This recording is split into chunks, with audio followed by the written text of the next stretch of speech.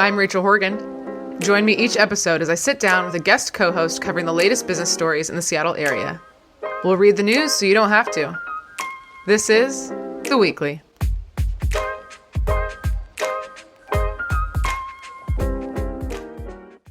All right, it's the first episode of The Weekly. How you feeling, Alex? I'm feeling pretty good. How are you, Rachel?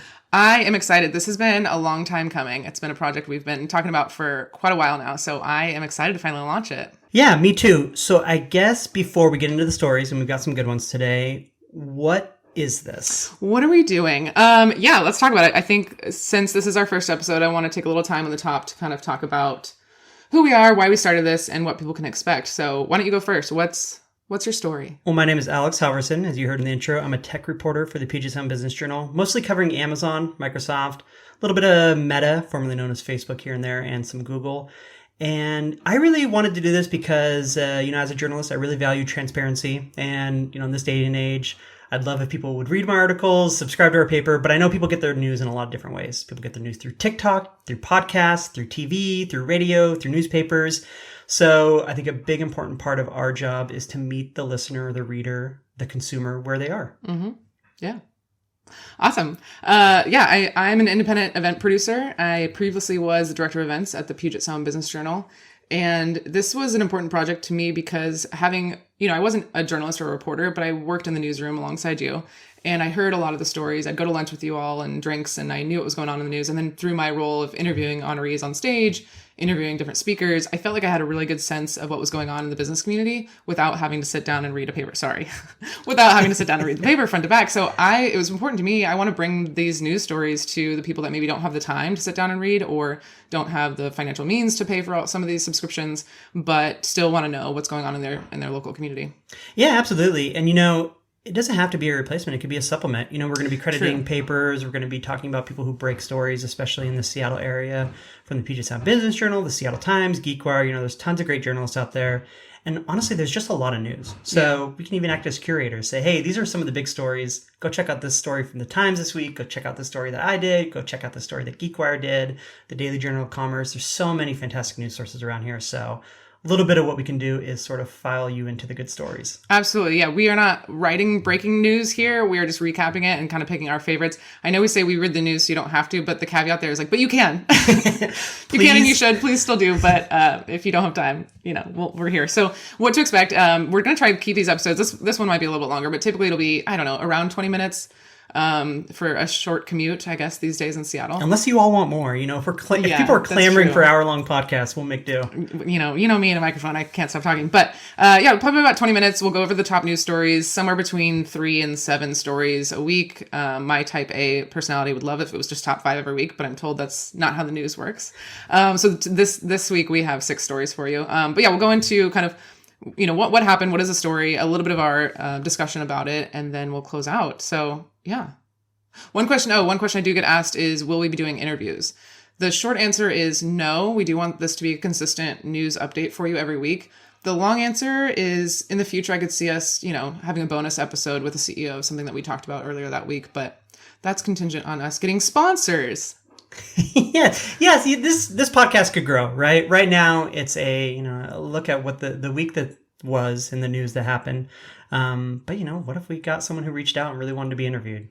We could talk about that. What if we wanted to do our own story? This can really grow, which I think is a really cool part about news. It's my favorite part about being a journalist. You never know where the day is going to take you. Never know where your job's going to take you. So I'd love to bring that energy to the podcast. That sounds like a nightmare. I like to plan everything and every second. So, but yes, if you do want to sponsor this podcast, reach out to us. We'll, at the end of the podcast episode and in the notes, we'll have a way to contact us on Instagram, email, website. We'd love to mention your company and some other benefits. So with that, I think, are we ready to dive into this week's stories? Can we get into the news? Yeah, we can get into the news now. Okay. So we've got a couple good stories. We've got a Boeing leader who was ousted this week. Amazon's Seattle workforce has dipped as its Bellevue workforce is rising.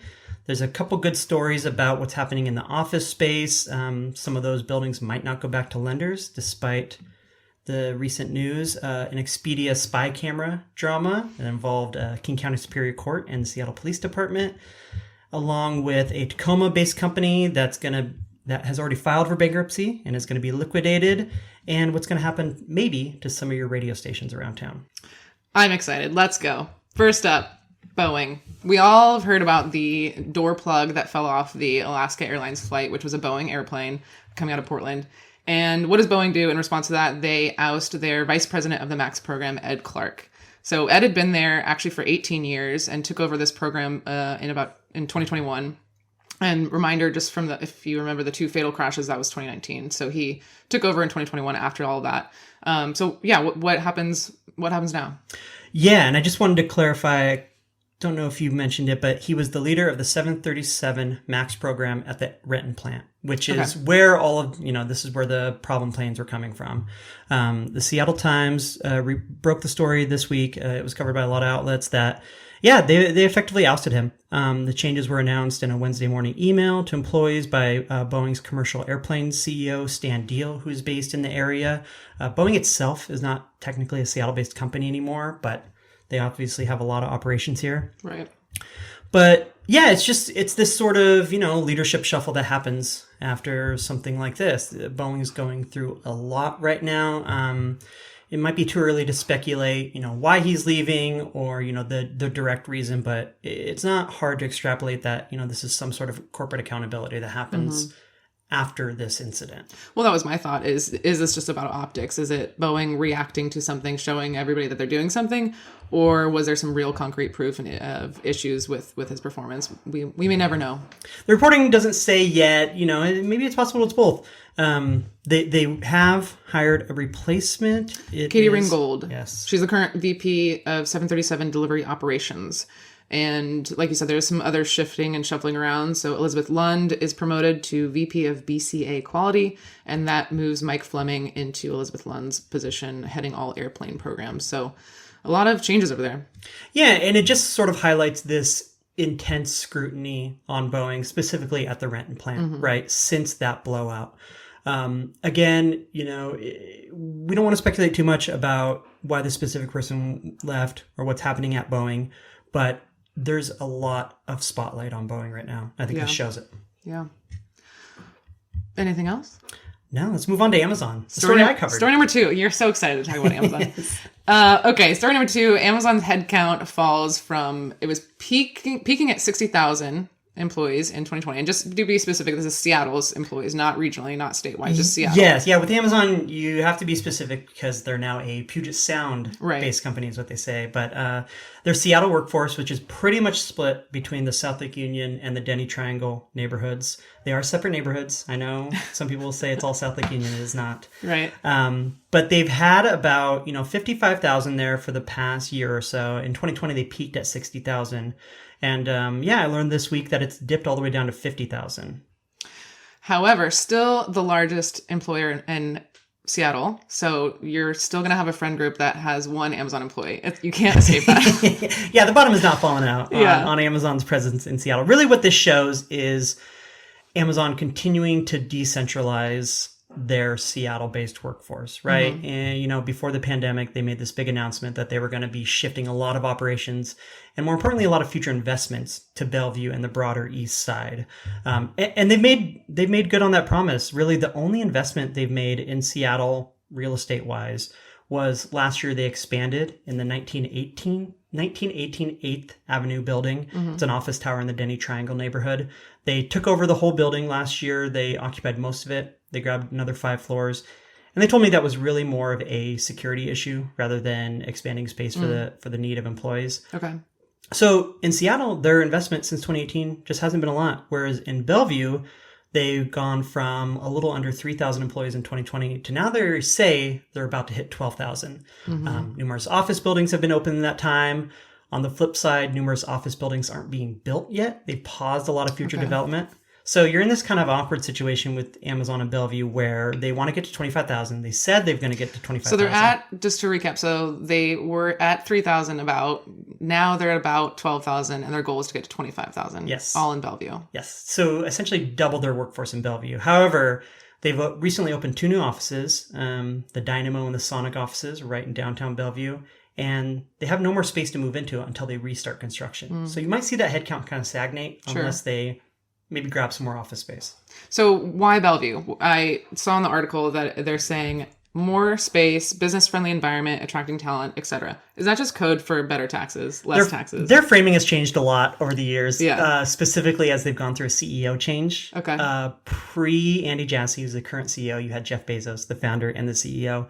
And when he had the company move to Bellevue, it was really framed as this political move. They were tired of working with the city of Seattle. We had the head tax drama, if everyone remembers, which they really don't like because it became a tax Amazon drama. Yeah. So they said, okay, well, we'll pack up and go to Bellevue. Now, they might have other reasons, right? They were just getting so big, they needed to expand. And if you're going to expand, why not go to the city that's going to give you favorable conditions? Yeah. So there's that point as well. It's been framed more as now we just want to be more of a regional, decentralized company, right?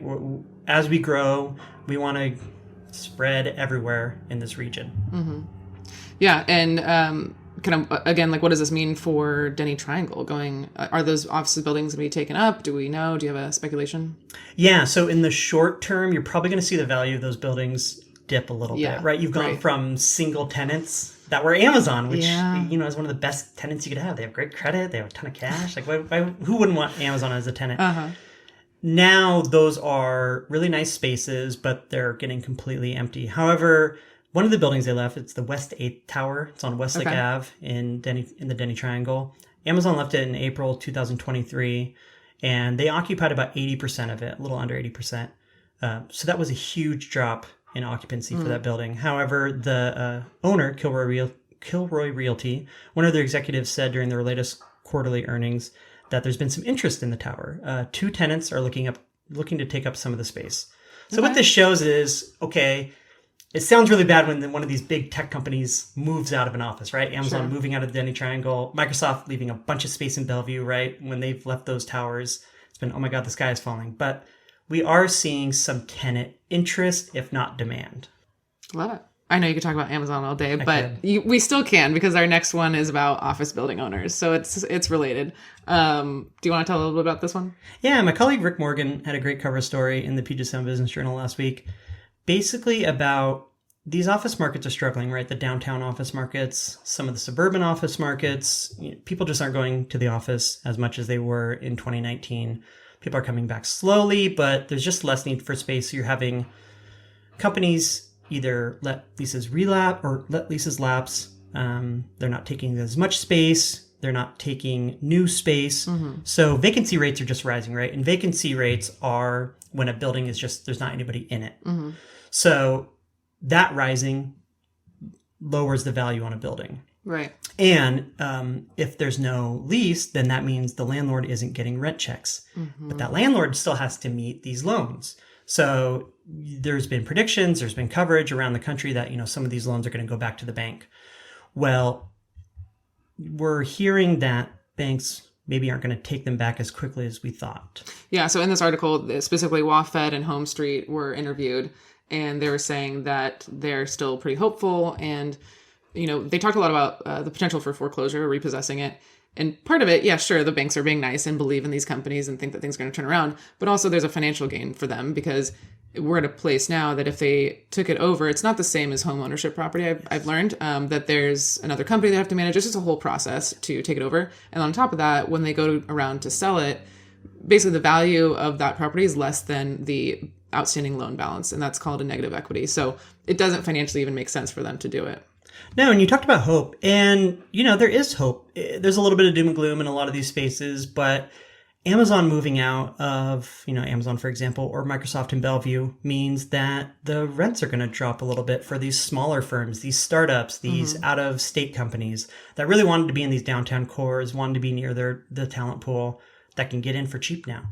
So the offices might fill up, landlords are going to get those rent checks, and we'll start to see a recovery that way.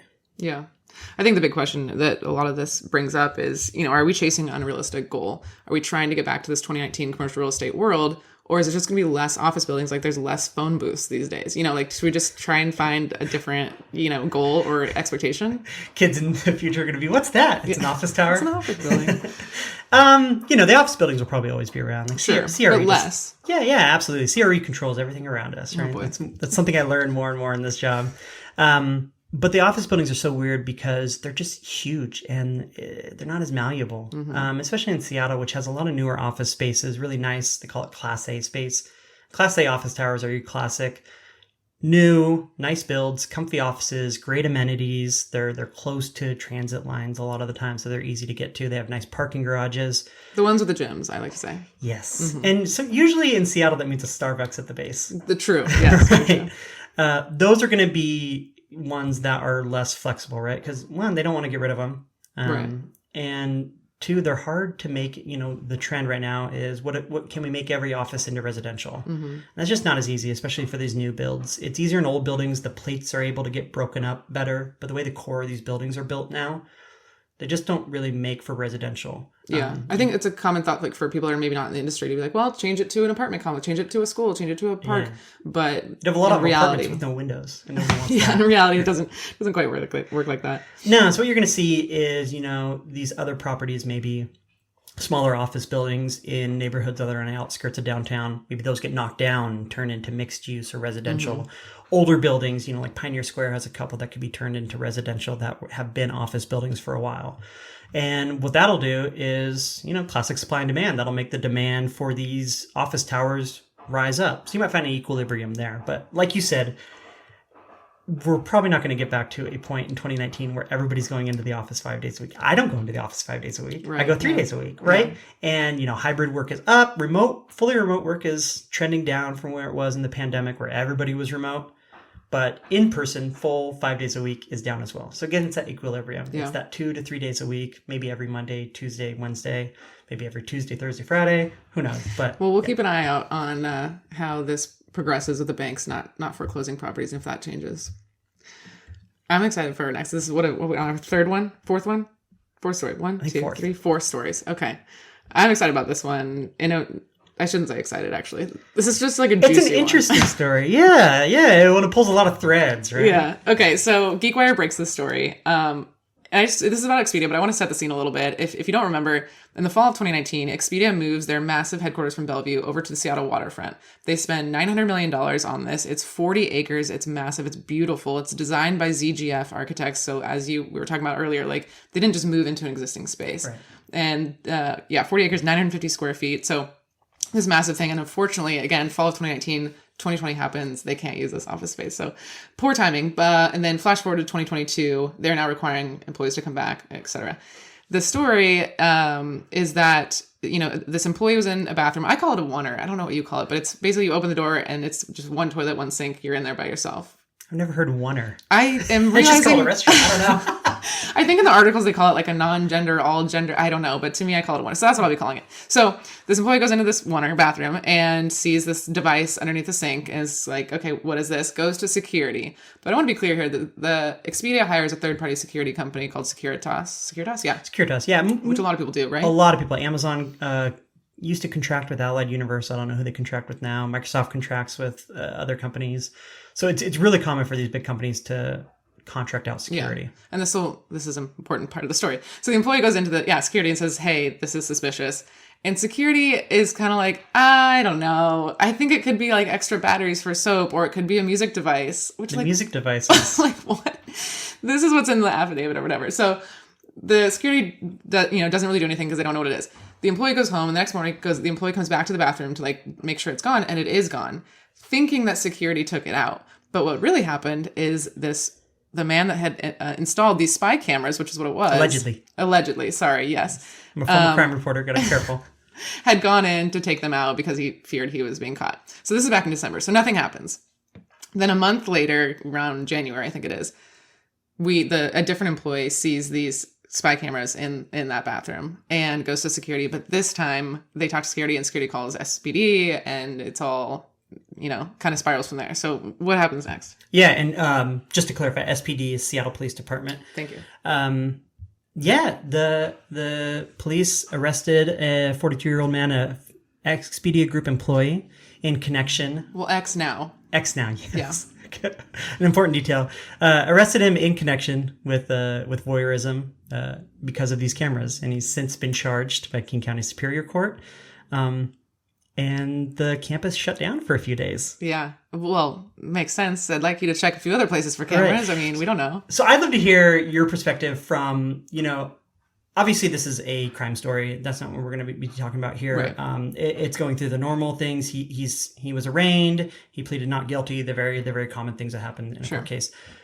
This is an internal PR story. This is definitely an internal PR issue. This is not external. People aren't going to not use Expedia because of the story. Right. But we need to think about the employee's experience on this. So one thing that I don't love is that employees found out about this from the news articles coming out before the leadership had talked to them about it. Which is very common at these big companies. Not a good look. I'll talk to Amazon people sometimes and I'll say, hey, have you heard about this? And they're like, well, this is the first I'm hearing about it. This happened with like the Amazon's RTO, the return to office policy. Oh, right. They found a lot of employees found out about it through news. Layoffs happen like that a lot. So as it happens at Expedia, it happens a lot. Not great. Okay, so that I didn't love that, but CEO Peter Kern, he did write this memo and he acknowledged that and said, that probably wasn't great that you heard about it from not us. And it is a nice memo saying there's resources, we're doing what we can, etc. There's one line in there, though, that I don't love, which is, we're not the first or sadly last company that will face something like this. Are you trying to say, like, hey, if you go to another job, they could have spy cameras too? Like, you know what I mean? Like, it felt like it could happen to anybody. Yeah, which, is maybe a fair defense, but it's a weird thing you say. It's just, did you need to put that in the memo, you know? Yeah. So that, whatever. But, the other weird part about this is that Chief Security Officer Kurt John, he said that they took immediate action in December and, quote, enhanced security and made these committees and reported the incident to the police. But we don't have record of that. So I'm a little confused about that part of the story where I'm like, if you didn't reach out, like, if you just admit that the security company messed up, you know what I mean? Right. Yeah, when, it's hard because it's a third-party security. Yes. I'm not defending them. You see where these things fall into the cracks, right? Yeah. I think one of the really interesting parts of this is, as we're just talking about before, these companies are trying to get people into the office. Mm-hmm. And there's so many reasons employees are resistant to that. Everything from work-life balance to flexibility to where they live. Sure, spy cameras wasn't on my list, though. Now you got added security, to this. True, though security, especially if you have an office in downtown or Pioneer Square, security is going to be a concern. Absolutely. Yeah, and Yeah. So not related, but part of an Expedia story I think that's worth mentioning is that Peter Kern, who I mentioned, the CEO, he did already announce that he is stepping down in May. And he's being replaced by Ariane Gorin. She is the current president of Expedia for Business, but Peter will stay on the board.